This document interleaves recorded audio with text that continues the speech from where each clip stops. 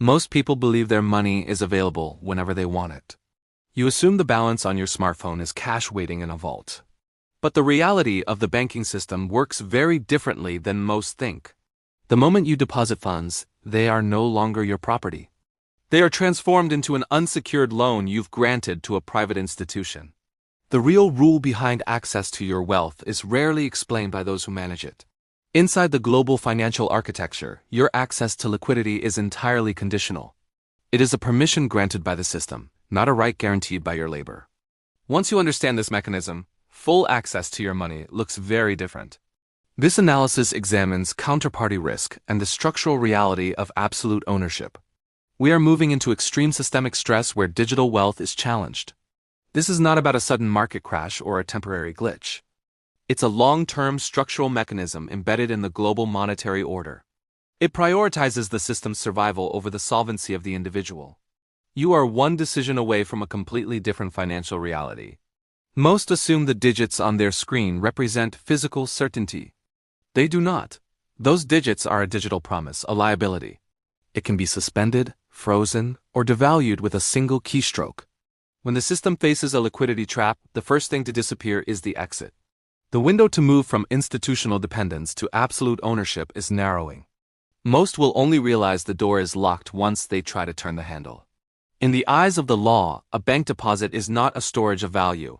It is a credit relationship. When you hand over your cash, you are no longer the owner. You are an unsecured creditor. In a crisis, you are the last to be paid. Institutions create hidden asymmetry, using your capital to fund operations, while you carry the risk of their insolvency. This is the illusion of ownership. It keeps the modern economy functioning, but it is reaching its structural limit. If you try to withdraw a significant portion of your wealth tomorrow, you will quickly discover the reality of this permission-based system. You will be met with questions, delays, and reporting requirements that treat the owner of the wealth as a potential criminal. This is because the banks do not physically have the money. They operate on a fractional reserve basis, keeping only a tiny percentage of deposits on hand, while the rest is tied up in long-term debt or complex derivatives. The system is designed for a world where no one asks for their money back at the same time. The shift from counterparty risk to absolute ownership is the single decision that separates those who remain trapped in the digital enclosure from those who have secured their labor's value. Counterparty risk is the danger that the person or institution on the other side of your contract will fail to deliver. In a bank, that risk is total. You are dependent on their servers, their management, and their legal compliance. Absolute ownership, however, refers to assets that require no third-party permission to exist or to be traded. These are finalized assets, wealth that carries no liability. Throughout history, the transition from a stable system to a closed system happens overnight. It does not begin with a public announcement or a warning. It begins with a quiet change in the terms of service or a sudden technical difficulty that lasts for days. This is how hidden institutional power is exercised. By the time the general public realizes that the rules of access have changed, the mechanism for protection has already been removed. The late realization is a feature of the system, not a flaw. It ensures that the capital remains trapped inside the vault to support the institutional structure. If you want to understand how these hidden financial mechanisms work before they affect you, consider subscribing. Because most people only discover how the system is truly wired after it is already too late. The structural decay of the current monetary order is visible in the fiscal arithmetic of the state. With a national debt exceeding $36 trillion and interest payments surpassing $1 trillion annually, the system is desperate for liquidity. In this environment, your bank account is not a safe haven. It is a source of funding for a debt-laden architecture. The bail-in clauses established after 2008 are the legal framework for this reality.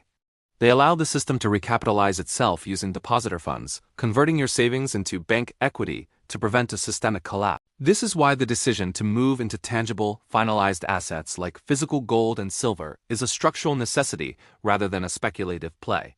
Precious metals have functioned as the ultimate insurance policy for thousands of years because they exist in physical space.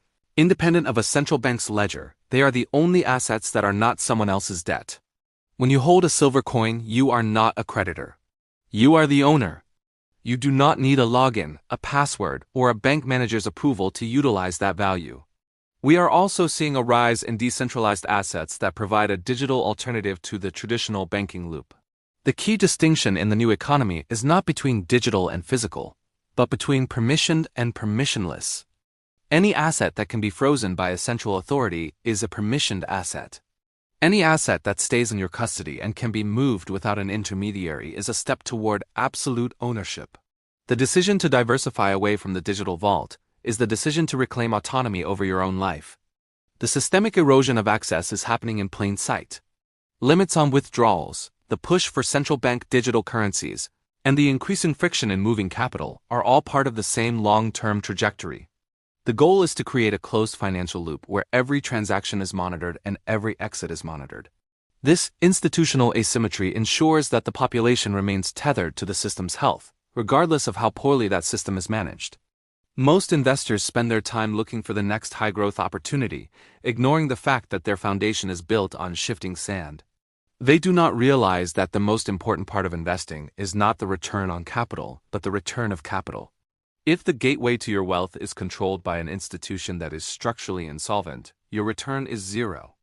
The one decision that matters is the decision to remove your foundation from the reach of the institutional leverage. The structural case for gold and silver is not about a belief that the world will end. It is a recognition of how the monetary system actually functions. It is an understanding that debt cannot grow forever without a reset, and that during a reset, the only things that retain value are the things with no counterparty risk.